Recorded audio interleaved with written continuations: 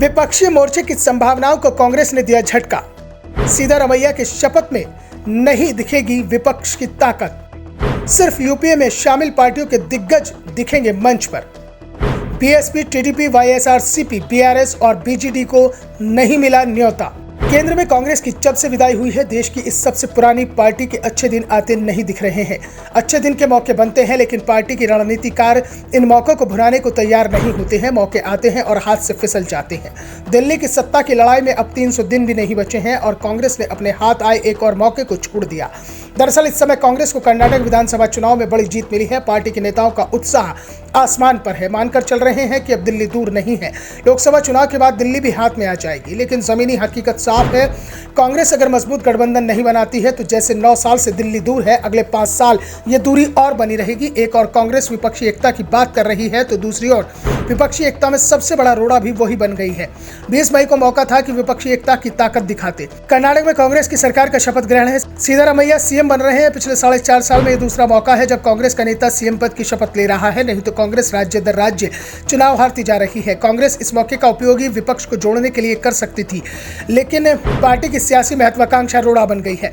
इसलिए जिन दलों के साथ कांग्रेस का पहले से गठबंधन है, पिछले कुछ दिनों में कांग्रेस का गठबंधन रहा है, उन दलों को छोड़कर कांग्रेस ने किसी को भी इस कार्यक्रम में न्योता नहीं दिया है। सभी से दूरी बनाकर रखी है। 2-3 पार्टियों को अलग कर दिया जाए तो शपथ ग्रहण समारोह यूपीए का कार्यक्रम बनकर रह गया है, क्योंकि इसमें यूपीए में शामिल दलों को ही न्योता दिया गया है। जिन दिग्गज नेताओं को न्योता नहीं मिला है उसमें बीएसपी की चीफ मायावती, केरला के सीएम पिनाराई विजयन, दिल्ली के सीएम अरविंद केजरीवाल, आंध्र के सीएम जगनमोहन रेड्डी, ओडिशा के CM Naveen Patnaik, TDP chief N Chandrababu Naidu, Telangana के सीएम चंद्रशेखर राव जैसे दिग्गजों को न्योता नहीं दिया गया है। कांग्रेस को उम्मीद थी कि उनके न्योते पर ममता बनर्जी जरूर आएंगी, लेकिन ममता की ओर से साफ कर दिया गया है कि वो बेंगलुरु नहीं जा रही हैं।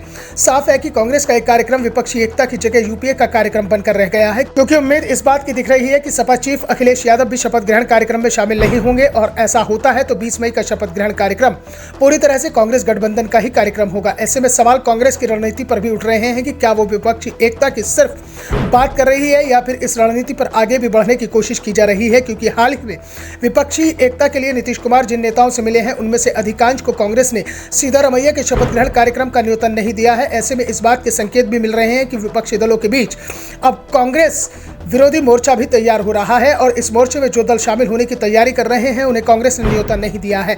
ऐसे में सवाल ये भी उठ रहे हैं कि अगर बीजेपी के खिलाफ मजबूत मोर्चा नहीं बनेगा तो इसका फायदा किसे मिलेगा।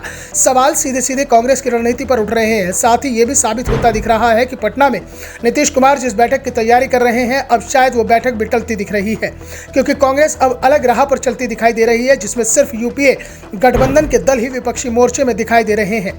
दूसरे दलों के लिए कांग्रेस विपक्षी मोर्चे का दरवाजा खोलने के लिए तैयार नहीं है और जिन दलों को वो यूपीए में लाने की कोशिश कर रहे हैं वो दल कांग्रेस के साथ गठबंधन को तैयार नहीं है।